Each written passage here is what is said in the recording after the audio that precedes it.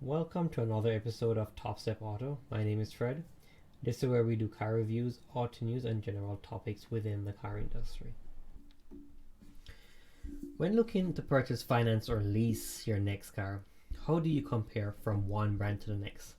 And what models do you compare and choose? Many car reviews do a great job of showing you the top trim models, but for the majority of us who is looking into any specific model doesn't always buy the top trim level. So hopefully this series will help you understand what to expect on your model comparisons. Today's topic, we'll be reviewing a few car brands and their models in the North America market.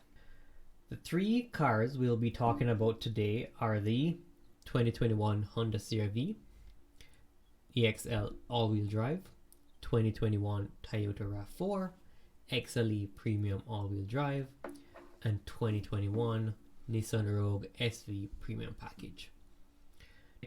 There are many models to choose from, right? These are just three that I think are the top selling within the North America region, and closer behind are the Korean and also Ford. If there's any models you want me to compare regarding SUVs, trucks, or cars, please feel free to leave a comment below or comparison requests, and I'll try to get to it as best as I can. Now, getting back to these models, the reason why I choose all these models is because they're most of the mid-tier range. Now, within this range, within each car brand, you have different trim lines. Right, just looking on the CRV, there's at least 5 models to choose from. RAV4, you can go, there's between, I believe, 5 to 8 models, but for the Nissan, there's only 3. Now, how do you really compare 3 against 8? But for the majority of buyers, what we're looking for nowadays, this is like the mid-tier, which will give you a majority of those creature comforts, and will give you the majority of what these, everyone is looking for from one of these SUVs. You have other people might be just looking for an SUV just to carry your own stuff, and they might just go for the base model. But if it's a car you are going to live with on a daily basis for your everyday car, majority of the people will be looking in the mid-tier section. Now, just looking on these 3 models, I just broke down a few categories to look at, which the majority people do look at to compare what is out there. Now, starting with the CRV, they're the 1.5 turbo 4-cylinder with a CVT transmission, giving you 190 horsepower at 179 pound-feet of torque, and it gives approximately 8.1 liters per 100 kilometers combined. The Toyota RAV4 gives you a 2.5 liter, no turbocharge, 8-speed auto, but it produces 203 horsepower, 184 pound-feet of torque, and a combine of 8 liter per 100 kilometers. And then the next is the redesigned, brand new for 2021, the Nissan Rogue SV Premium package, 2.5 liter 4-cylinder with a CVT, producing 181 horsepower and 181 pound-feet of torque, giving you a combined rating of 8.3 liters per 100 kilometers. Now, why did I choose these models? EXL, XLE, SV Premium. What do they mean? What do you get for your money? Now, these are the most comparative models within the lineup, especially with Nissan, who really only has 3 options. If you take away all-wheel drive and have front-wheel drive only models, then you have 6 options, right? But the majority is just an S, SV, SL. And within the SV, you do have a package. Also with the, when it's a premium package that you pay extra for to get additional features. And also with the XLE, you add a premium package to that also to get other options. For the CRV, you don't have a package option in Honda, and it's mostly across your lineup. It's just the model, and that's what you get. If you want something more, you have to step up to the next trim line. So different companies provide you with different things, but I think this series would help everyone try to make a more sound decision of what to compare.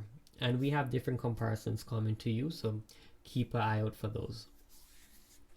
Now, just going over the engine power, you see that Toyota has the most horsepower and they have the most torque. Now, they have proven this 2.5 liter from, I would say, at least 8 years now, and they've been definitely been one of the strongest engine there is, and Toyota brand has lived up to their name across the industry.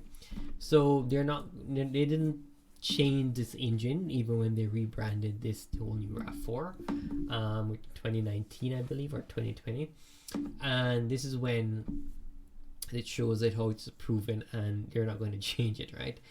Same thing goes for the Nissan. The same 2.5 liter, they have had this even in their cars, in their Sentras, and in their previous Rogue, and it's brought over into the new Rogue. The CVT is the same, but it's slightly modified, not by much. So just give you a comparison of exactly, these car manufacturers know what's good and they keep it going. Why fix it if it's not broken, right? I think that's their methodology. Anyway, let's move down to other categories that I think deem important to compare. So the length overall for the CRV is 180.8 inches.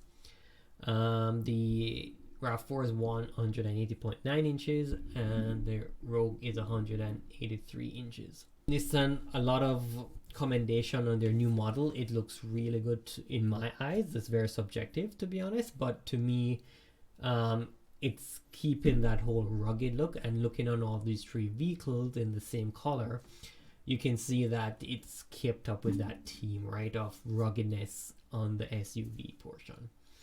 And the interior has definitely improved. The quality has improved, and the soft touch materials. And there's some nice touches in this new Rogue for sure. Right, so this thing I think should be in your top 5, to be honest, because there's just so much SUVs to look on. But I think the Rogue is something to look on. CRV is one of the leaders out there for reliability, and the RAV4 is just your premium that is constant no matter what model year it comes out. RAV4 is always going to be on top, and the reason why that is because Toyota overall is very aggressive on pricing, and we'll get down to that further. But Toyota is very aggressive on pricing, and they know how to market their cars across the industry. Okay, now jump into the interior section where I put leather, right? So across the board for all these packages have leather seats, right? And this is the premium package with the SV for the Rogue. You're going to get leatherette.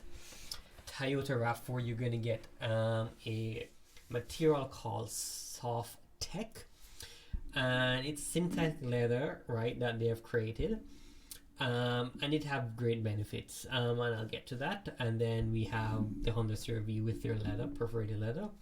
Now, the difference between the CRV and the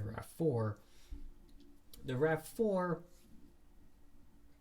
Soft Tech is a softer material, not by much though, but their benefits is easier to wipe off if something spills on it, right? Not like the CRV, which is perforated, so if something falls, spills on it, then it might seep into the seat.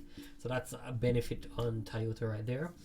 Also, it's more durable, and third, it doesn't hold heat or cold as much as the normal leather or leatherette, right? So if you live in a cold climate and your leather seats are cold and you turn on the heater, it's quicker to warm up, and vice versa. If they're heated in a warmer temperature and you want them cool down, they will cool down faster. So Toyota's come up with this synthetic leather, which is a great combination to put in their cars, and I think that's actually a really, really good take on Toyota's productivity right there.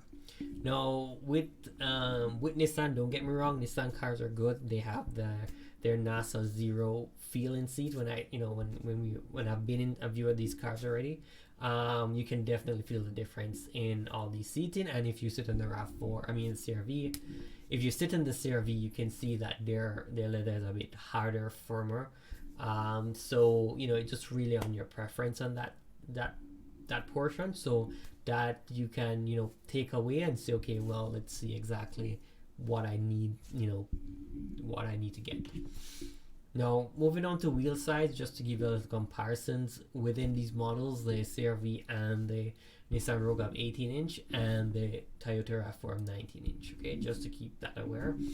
And it depends on where you live. If you live in like a winter area type and you have to change off tires, just remember that 19-inch tires are going to cost more when you're going to change them off and when you switch them back to your regular summer tires, right? So that's something to look forward to too if you're doing that, because you have to know your price too, right? 18-inch tires are more standard across the industry now and will be a little bit cheaper than your 19s. Okay, now moving down further, now we have power liftgate, heated steering wheel, Android, Apple CarPlay and Android Auto. Now across this lineup, it's standard. There's nothing showing us what different they have. It's just a different layout overall. But once you plug in your Apple CarPlay and Android, they're all going to show the same thing on all these cars, and they're standard on this all ranges here. And also safety. I'm not really getting much into safety tech because that's just all standard right now across every single brand, from your small cars all the way up to your D SUV segment, right? So all of these brands now giving you all the standard safety feature of blind spot monitoring and heads up forward collision mitigation, lane keep assist and all that type of stuff. So that's just standard across the board, so I won't get into that because the majority of it is standard and there's not much difference to really show that one is better over the other. Each system has their own advantages and disadvantages, right? So take that with a grain of salt. If you want me to get into more details, be free to mention that in the comment and I'll definitely dive into that section differently. Alright, moving down here the categories now. We covered all the general information. Now just going to talk about some standout features and some prices with these models. Okay, now with Rogue being brand new all around, they've given us two features here, which you can get in the other brand, but within this price range, this is what they're offering you, right? And with the Rogue, they're offering you heated rear seats, and a manual rear window shade. Now, the rear window shade in this segment doesn't exist other than Nissan right now, but I know that without a doubt, Honda and RAV4 see this, and I think within the next model year or two, I think they're going to bring out this same manual shade. That's the shade that you pull up in the back seats to give you less sunlight coming in. And heated rear seats is also new-ish in the segment, so it's been around for maybe a year or two now, not long within this category. So that is really two standout features out of all these cars within the same price range. And just to give you some idea of what these prices are across the board and what it is, I've taken all these numbers, all these statistics straight off the website. So it's Honda.ca, Toyota.ca and Nissan.ca. These are directly straight from their websites. And all these prices are, and I put asterisks beside all these prices due to the fact that they can be different. But these are the figures approximately. And this does not include tax, this is MSRP.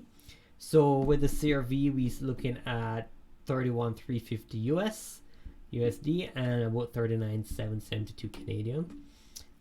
Looking at the RAV4, we're seeing $29,650 US, approximately $37,615 Canadian. And the Nissan Rogue is $36,635 Canadian and $28,880 USD. Maxing out the CRV, we're looking at $45,375 Canadian, which is about $35,765 US. maxing out the Toyota RAV4, it's 43,875 Canadian with about 34,855 US, and with the Nissan Rogue it's 40,750 Canadian, which is about 32,120 US dollars, right? So I think the majority of owners will lean towards these things, because you get majority of your creature comforts from it. You get your leather heated seat, heated steering wheel, you get power lift gates, you get Android Auto, you get all the safety features, anything like that, right? So for the majority of persons, I think this is what they're going to go for, right? So when you see the maxed out price and the list price what I have here for these models, just make sure that you give it a good look over, see if the extra features that you're getting is worth your extra $3,000 to $5,000. Thanks for listening to my comparison of these three vehicles. Once again, this is the comparison of the trim levels across these manufacturers. If there's any other cars you want me to compare within this segment or any other segment, please don't be afraid to leave that comment below. Make sure you hit that subscribe button, so when I create more videos you're aware. Hit that bell notification and give this video a thumbs up. Okay guys, thanks, see you on the next one.